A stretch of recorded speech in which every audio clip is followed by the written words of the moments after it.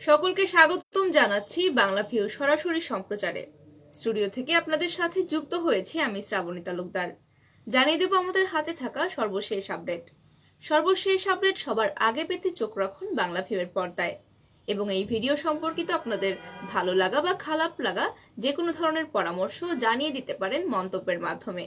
এবং ভিডিওটি ভালো লাগলে অবশ্যই শেয়ার করে ছড়িয়ে দিন এবং অন্যদেরকে দেখতে সাহায্য করুন। সর্বশেষ আপডেট সবার আগে পেতে সবসময় চোখ রাখুন বাংলা ভিউর পর্দায়। চলে যাচ্ছি খবরে। সিলেটের বিয়ানীবাজারে একটি বাড়ির কেয়ারটেকার তার বিছানা এবং কক্ষে রক্তসদৃশ তরল পদার্থ ছিটিয়ে আত্মগোপনে ছিলেন। তবে 40 ঘন্টার মাথায় সেই রহস্য উন্মোচন করে তাকে জীবিত উদ্ধার করেছে পুলিশ।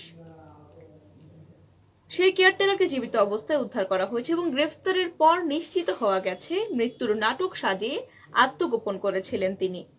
রোববার 2 এপ্রিল দুপুরে এক প্রেস ব্রিফিংয়ে সিলেট জেলা পুলিশ সুপার মোহাম্মদ আবদুল্লাহ আল মামুন জানিয়েছেন, গত শুক্রবার ভোর রাতে সিলেটের বিয়ানীবাজার উপজেলার মাথিউরা ইউনিয়ন পরিষদের চেয়ারম্যান মোহাম্মদ আমান উদ্দিন মোবাইল ফোনে জানান, মাথিউরা ইউনিয়নের অন্তর্গত পূর্বপাড় গ্রামের মোহাম্মদ আব্দুল হকিমের বাড়ির কেয়ারটেকার নাহিদ ইসলাম খুন হয়েছে এবং তার ঘর ভর্তি রক্ত।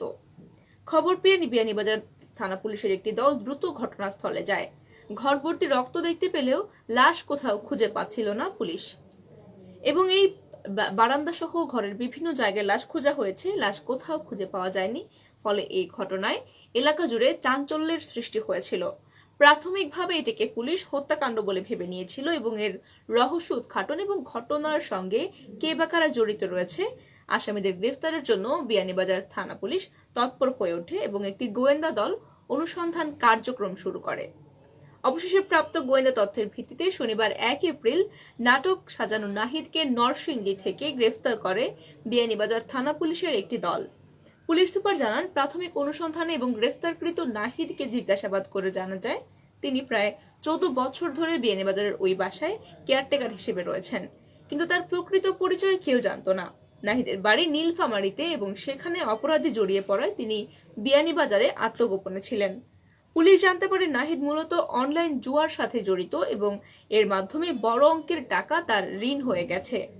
এরপর তিনি কৌশলে জাতীয় পরিচয়পত্রে নিজের নাম পরিবর্তন করে স্থায়ী ঠিকানা গোপন রেখে বিয়ানীবাজারের ওই বাড়িতে কেয়ারটেকার হিসেবে থাকতে শুরু করেন এবং সেই ঠিকানাই স্থায়ী ঠিকানা হিসেবে ব্যবহার করে আসছিলেন এতদিন। প্রকৃতপক্ষে তার নাম তাজুল ইসলাম বলে জানা গেছে এবং তিনি নীলফামারী জেলার কিশোরগঞ্জ থানার বরভিটা পূর্ব পাড়ার আলী হোসেনের ছেলে। এদিকে নাহিদের নিখোঁজ হওয়ার পর পুলিশ এ নিয়ে সন্দেহ হলে তার ঘর তল্লাশি করে এবং একটি ডায়েরি পায়।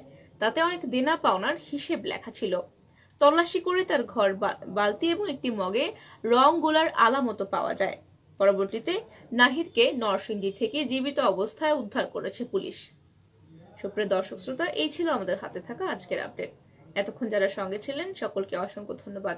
ভিডিওটি ভালো লাগলে লাইক দিন এবং মন্তব্যের মাধ্যমে জানিয়ে দিন আপনার ভালো লাগা, খারাপ লাগা বা কোনো ধরনের পরামর্শ।